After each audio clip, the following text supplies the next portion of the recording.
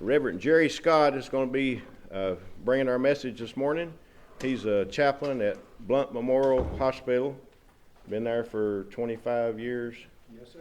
He's been here before, but it's been quite a while since he's been here to fill the pulpit. But I want to welcome him this morning and open your hearts and minds to the word that he's to bring us. You noticed me walk out a while ago. That's because I'm on call, and I told Dale I'd take a chance and see what happened. And I've already been paged, but it'll wait until after we're through here. But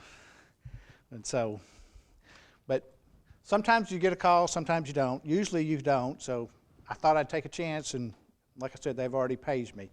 My son-in-law likes to tell a story about when they got married, because I walked my daughter down the aisle, and then I went and back behind and took my coat off and put my pulpit robe on because I was going to help in the marriage ceremony itself too.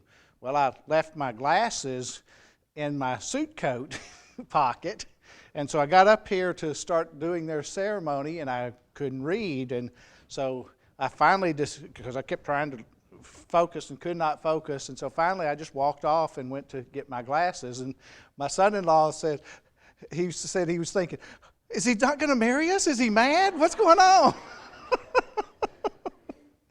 And so if I walk off, it's just because I'm on call. It's not because I'm mad or anything else. So this is Mother's Day. Therefore, you would think that I have a message that what it takes to be a great mother or about some great mother out of the Bible, right?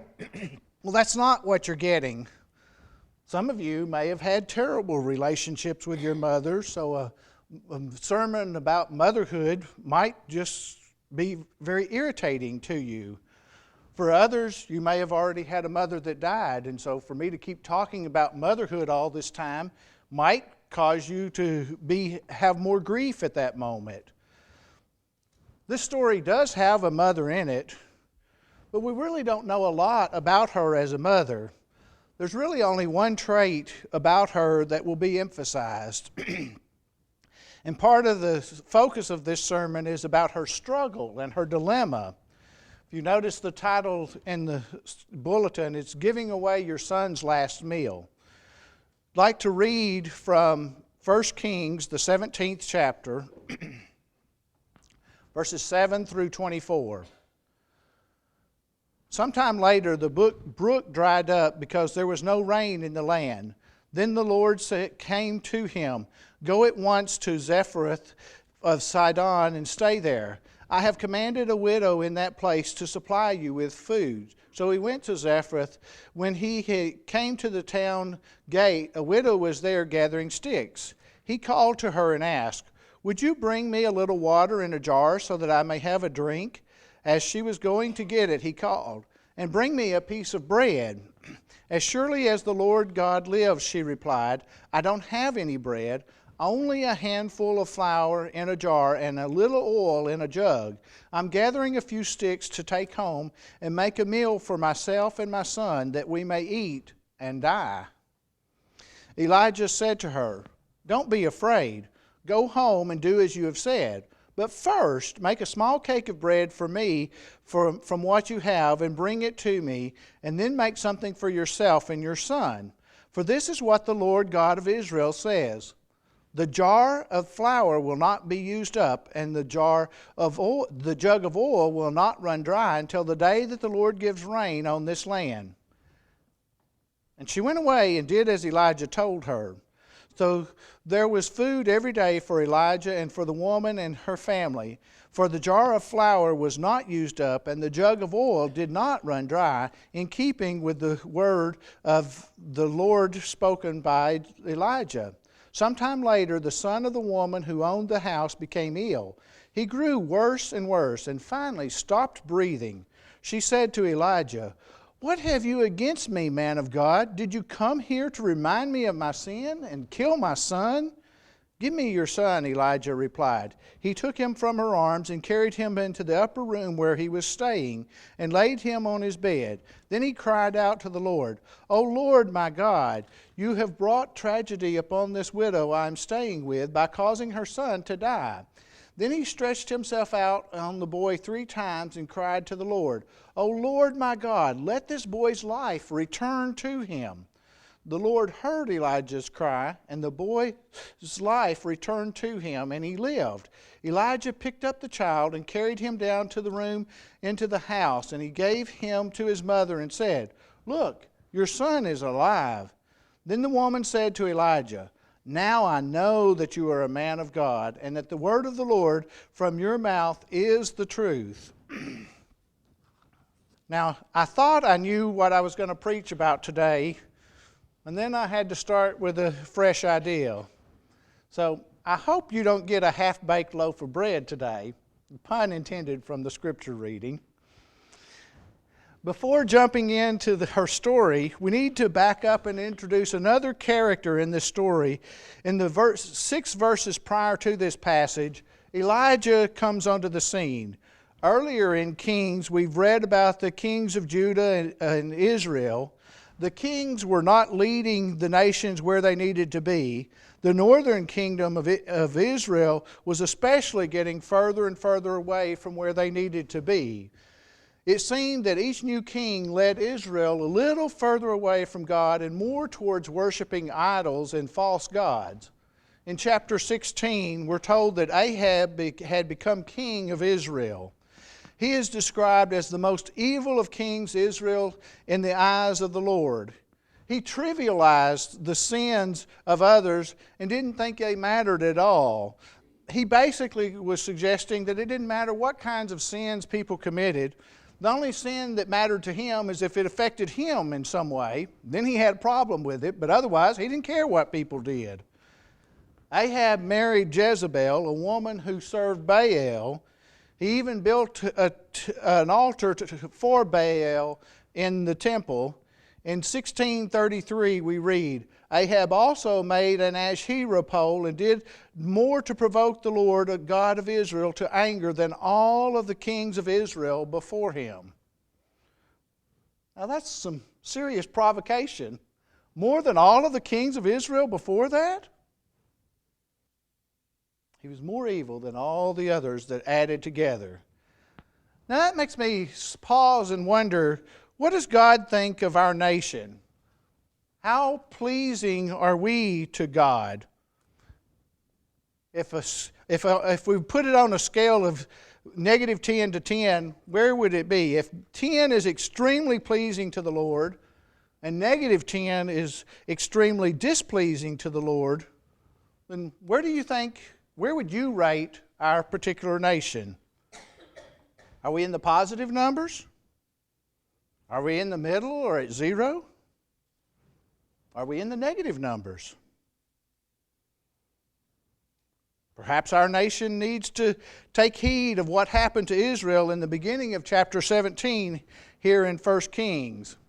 God sent Elijah with a message for Ahab and the nation of Israel. In 17:1, we read the message that Elijah delivered to Ahab. He said, "As the Lord, the God of Israel lives, whom I serve, there will be neither dew nor rain in the next few years except at my word." Now that's a big proclamation for there to be no rain and no dew. That's a serious drought. And to make matters even worse, this was actually a slap in the face to Ahab, the king, because Baal is known as the god of the rains and the bountiful harvest.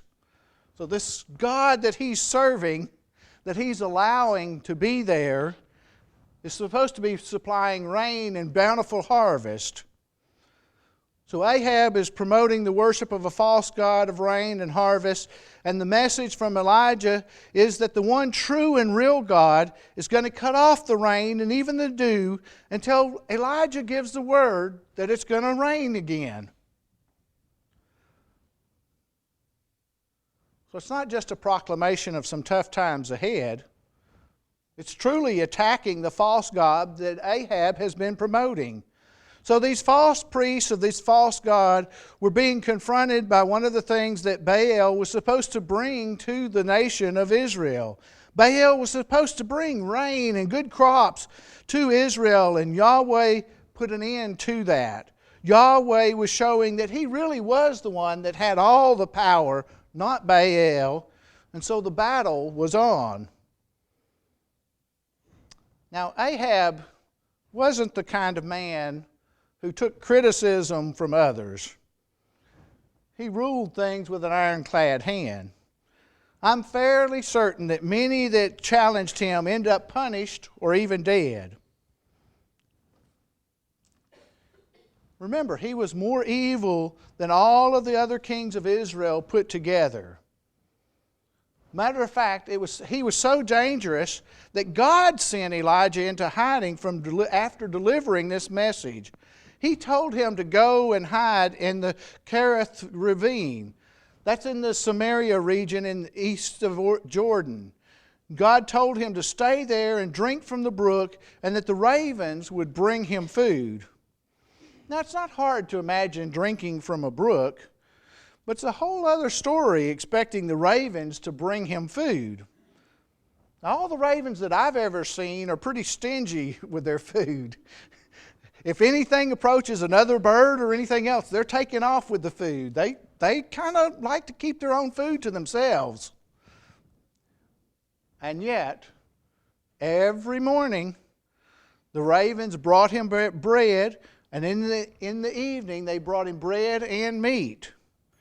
Elijah was completely dependent on God, and God kept supplying his needs. It takes a lot of trust to wait on God to send ravens with bread and meat each day. How long would you be willing to trust that food supply chain? I might be looking for another source of food, but Elijah trusted it. After a while, though, the brook dried up. And so God told Elijah to go to the Phoenicia area, to a town called Zarephath, and he told him there was a widow that would supply his needs. Elijah followed Yahweh's instructions and saw a woman gathering sticks at the city gate. He asked her to bring him a jar of water. She seemed willing to help. She turned to go and get some water, and Elijah also asked her to bring him some bread. When she told him she didn't have any bread, she told him, in fact, she only had just a little bit of oil and flour. And she informed him that she was about to bake up what little bit she had for her and her son. And it was going to be their last meal. It was the last that they had. That they would starve to death after that. An awful lot that Elijah's asking. But Elijah made what seems to be a bold and maybe even selfish demand of the woman. It seems that way. He told her to proceed with her plan, but to make him a cake of bread first, before she made some for herself and her son. Not as she was doing it, so saying, well, there'll be enough for me too. He said, make me one first. But he also told her that God said, the jar of flour will not be used up, and the jug of oil will not run dry until the Lord gives rain on the land. Now that puts the widow in a real dilemma, doesn't it? Is she supposed to be responsible to her son and take care of him and see that he at least gets one last meal? Or is she to listen to the man of God and fix him something to eat? Does she believe him about the oil and the flour not running out? Taking care of our children is a serious God-given responsibility. Listening to God's spokesman is a serious God-given responsibility. What do you do?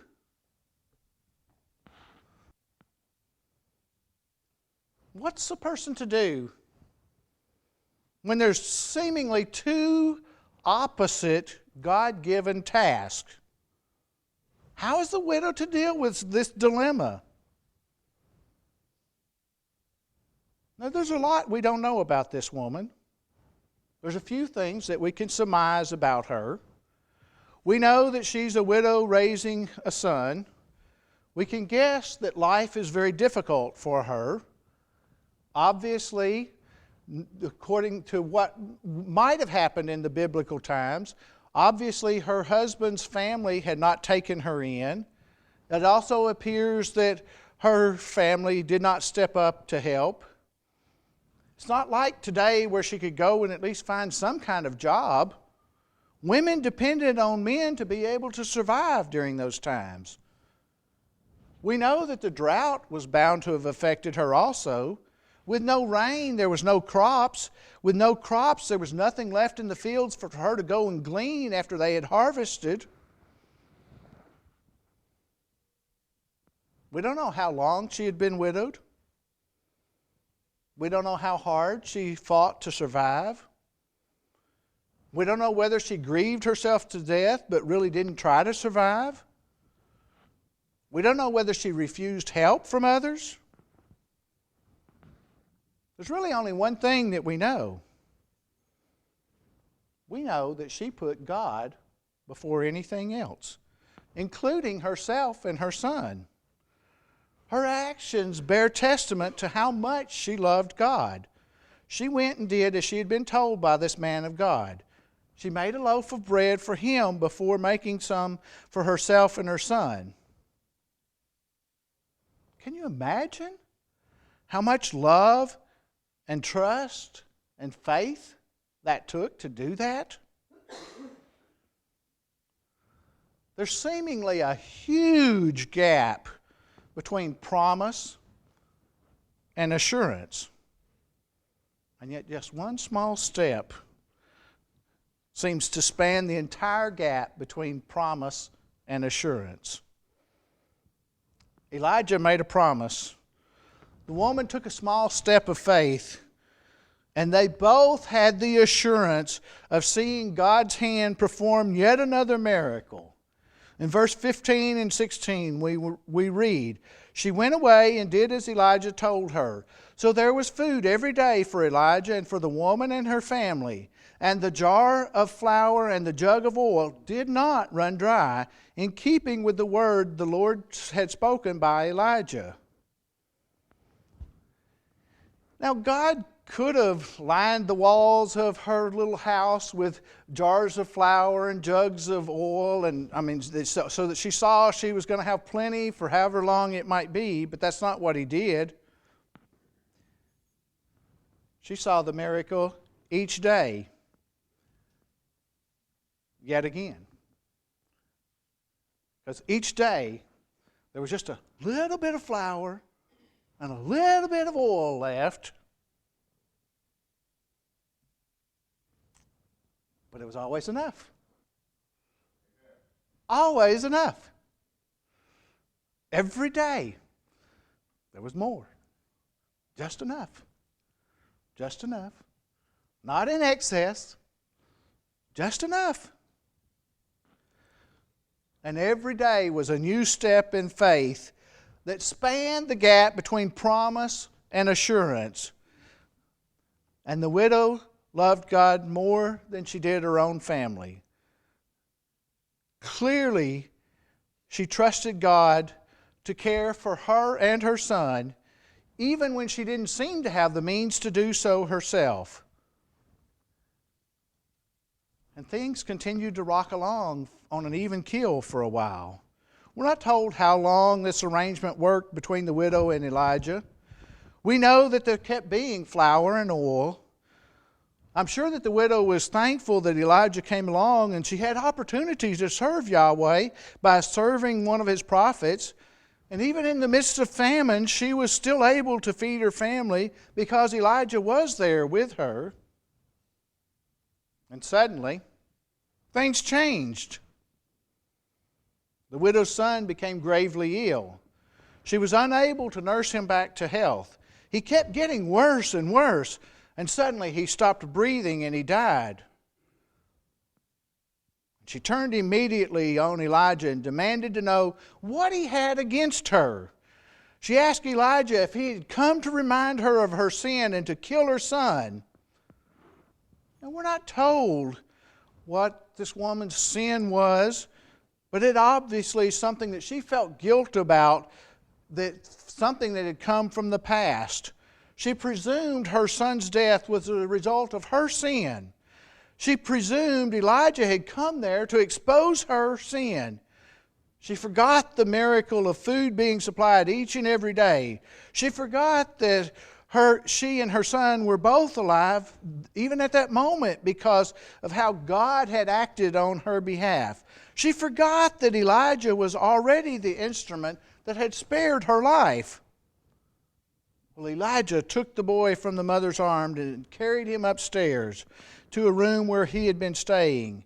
He laid him on the bed and he began to pray over the boy. And he prayed, "O Lord my God, have you brought tragedy also upon this widow that I am staying with by causing her son to die?"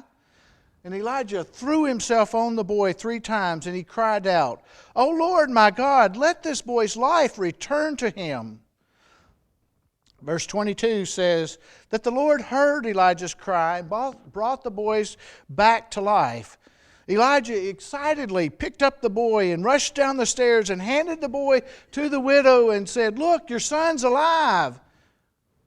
And I'm sure her tears of sorrow immediately became tears of joy. She told Elijah, "I know now that you are a man of God and that the word of the Lord from your mouth is the truth." She had had daily bread that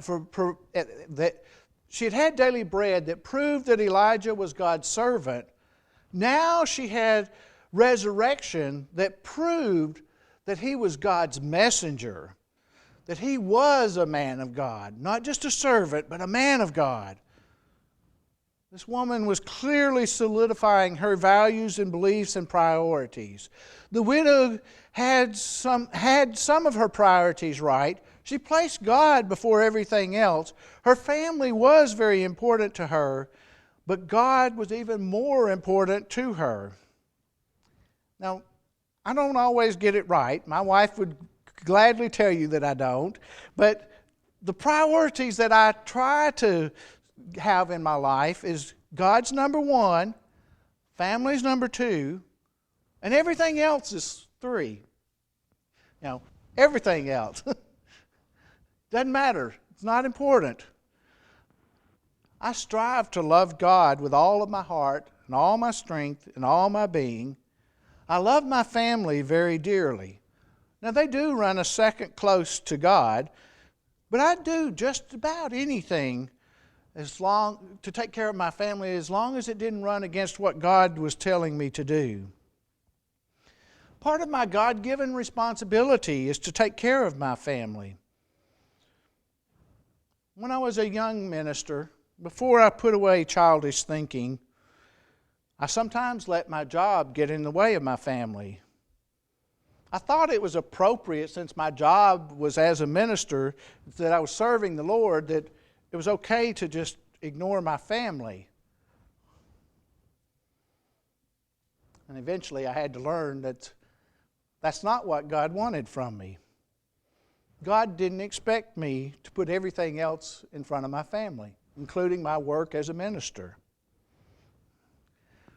Part of the expectations came from inside of me, what was driving me, a force inside of me that said that I wasn't worthy enough. I didn't have enough self-worth. I didn't have the love that I needed, and I was trying to earn that in some way. And there's also another part that sometimes churches can expect ministers to do and not ever be able to have any time off. And although it's difficult to distinguish, I do now try to separate my work from my ministry. Basically, I'm trying to distinguish between whether God is wanting me to do it or whether the organization is placing those demands on me. Much like being paged a while ago. Well, it would wait. It wasn't an emergency. So I'm still here doing what I need to be doing. And when I do extra duties, I try to reward myself or my family in other ways at other times. So I ask you, what are your priorities? Are they like the widow lady? What gets the most of your attention? What rules over all other things in life? It's easy to get our priorities a little bit out of order. Things seem to creep in and take into our lives and take the best of us, to claim excessive amounts of time and energy and talents. But we've got to be careful about that. We can spend way too much time in life making a living rather than making time to live a life. It's all about relationships with God, with other people, with our family.